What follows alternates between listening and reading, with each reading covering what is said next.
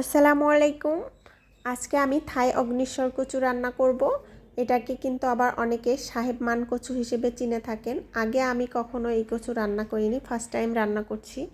এই কচুটা দেখতে একেবারেই মান কচুর মতো। আমি আগে মান কচু খেয়েছি অনেকবার। মান কচুটাও আমার কাছে খুব ভালো লেগেছিল। আর এটা হচ্ছে সাহেব মান কচু বা থাই অগ্নিশ্বর কচু। তো এই কচুটাও কিন্তু খুব ভালো। আমি এটাকে ছুলে আপনাদেরকে দেখাচ্ছি। মান কচু আর থাই অগ্নিশ্বর কচুর মধ্যে পার্থক্য হলো ওইটা দেখতে অনেকটা হচ্ছে একদমই সাদা থাকে, আর এটার ভিতরটা ইয়েলো কালারের থাকে। দেখতে পাচ্ছেন হলুদ কালার, একদম এরকমটাই ভিডিওতে যেমনটা দেখছেন এমনটাই। তো আমি এটা খুব ভালো লেগেছিল, তাই আমি এর ছালটা কিন্তু হচ্ছে ছাদে লাগিয়ে রেখেছি। জানি না হবে কি না, তবে লাগিয়েছি, দেখা যাক। আর এটা হচ্ছে আমি কেটে নিয়েছি এইভাবে। আমি মুরগির মাংস দিয়ে রান্না করব। আর এখন আমি একটা প্যানে পর্যাপ্ত পরিমাণে তেল দিয়ে নিচ্ছি।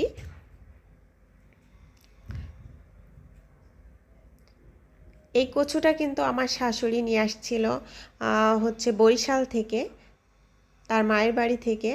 তো আমি রান্না করেছি, খুব ভালো লেগেছে। আর এখন তেলের উপরে আমি 2টা তেজপাতা, 4-5টা এলাচ আর 10-12টা গোলমরিচ দিয়ে দিয়েছি। দিয়ে এটাকে সামান্য নেড়ে চেড়ে এর মধ্যে আমি এখন পেঁয়াজ বাটা দিয়ে দেব। আমি 4টা পেঁয়াজ কেটে বেটে নিয়েছি। তো মাঝারি সাইজের পেঁয়াজ ছিল। আর এর মধ্যে আমি লবণ দিয়েছি পরিমাণ মতো। তো লবণের ভিডিওটা আমার স্কিপ হয়ে গিয়েছে, আপনারা অবশ্যই স্বাদ মতো লবণ দিয়ে নেবেন। আর এখন আমি এর মধ্যে পেঁয়াজটাকে একটু নেড়ে চেড়ে এর মধ্যে আমি আদা রসুন বাটা দিচ্ছি 3 টেবিল চামচ। আর এখন এখানে দিচ্ছি ধনে গুঁড়ো, দিচ্ছি 1.5 টেবিল চামচ, দিচ্ছি জিরা গুঁড়া 1.5 টেবিল চামচ, দিচ্ছি হলুদ গুঁড়া 1 টেবিল চামচ, দিচ্ছি মরিচ গুঁড়া 2 টেবিল চামচ, গরম মশলার গুঁড়া আধা টেবিল চামচ, সামান্য এলাচ গুঁড়া। এখন সব কিছু নেড়ে চেড়ে এর মধ্যে পানি দিয়ে দিব। সামান্য পানি দিয়ে মশলাটাকে কষিয়ে নিচ্ছি।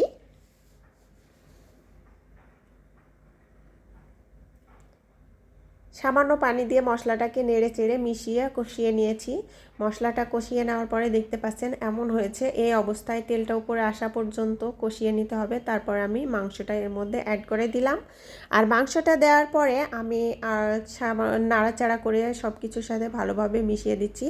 এর মধ্যে আমি আর কোনো পানি না দিয়ে মাংসটাকে কষিয়ে নিচ্ছি। ঢাকনা দিয়ে ঢেকে রেখেছিলাম অনেকক্ষণ। রেখে রাখার পরে এটাকে কিছুক্ষণ ঢেকে রাখার পরে মাংসটা আমার কষানো প্রায় হয়ে গিয়েছে। তো এখন আমি এর মধ্যে কচুটা দিয়ে দিব। আমি কিন্তু এই মাংস কষানোর জন্য আর কোনো এক্সট্রা পানি দিইনি। মাংস থেকে যে পানিটা এসেছিল সেটা দিয়েই আমি মাংসটা কষিয়ে নিয়েছি। আর এখন এর মধ্যে কচুগুলোকে দিয়ে দিলাম। দিয়ে সব কিছুর সাথে ভালোভাবে মিশিয়ে আমি কিছুক্ষণ ঢাকা দিয়ে রেখে দেব।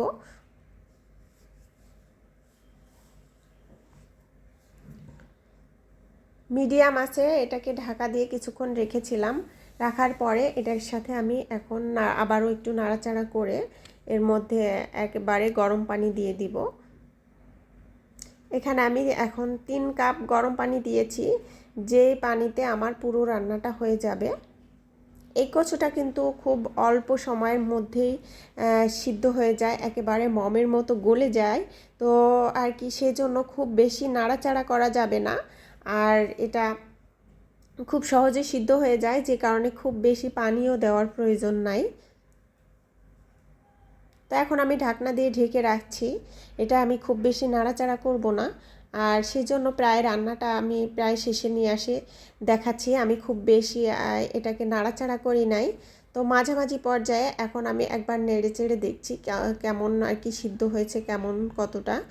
আর এই পর্যায়ে আপনারা একটু দেখেও নিতে পারেন যে লবণ পারফেক্ট আছে কিনা সব কিছু। তো আমি কিন্তু দেখেছিলাম আমার সব কিছু পারফেক্টই ছিল। তো সেজন্য আমার আর কোনো কিছু অ্যাড করা লাগেনি।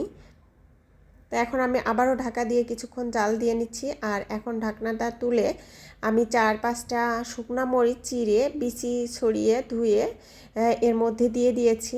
আর এই মরিচটা দেওয়ার কারণে কিন্তু একটা সুন্দর ফ্লেভারও অ্যাড হবে, সেই সাথে কালারটাও অনেক সুন্দর আসবে, দেখতে ভালো লাগবে। তো রান্নাটা আমার একদম কমপ্লিট হয়ে গিয়েছে।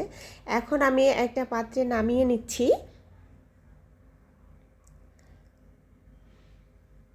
তো কচুটা কিন্তু গলে গেলে খুব বেশি ভালো লাগবে না দেখতে, তো সেজন্য আমি খুব বেশি একদম নাড়াচাড়া করি নাই। তো দেখতে পাচ্ছেন কচুটা কত সুন্দর সিদ্ধ হয়েছে, পারফেক্ট। আমার কাছে তো খুবই ভালো লেগেছিল। আপনারাও চেষ্টা করবেন একবার ট্রাই করার। আর এটা সব সময় অ্যাভেলেবেল না, এখনও সব জায়গায় পাওয়া যায় না। তো আমি একটা কিন্তু ভেঙে দেখাচ্ছি, কত সুন্দর একদম ধরতেই এটাকে কিভাবে একেবারে খুব সহজেই কিন্তু ছাড়িয়ে আসছে। তো এভাবে কিন্তু এটা রান্না করলে খুব টেস্ট লাগে। আর এটা খুব ভালো একটা পুষ্টিগুণ সম্পন্ন খাবার।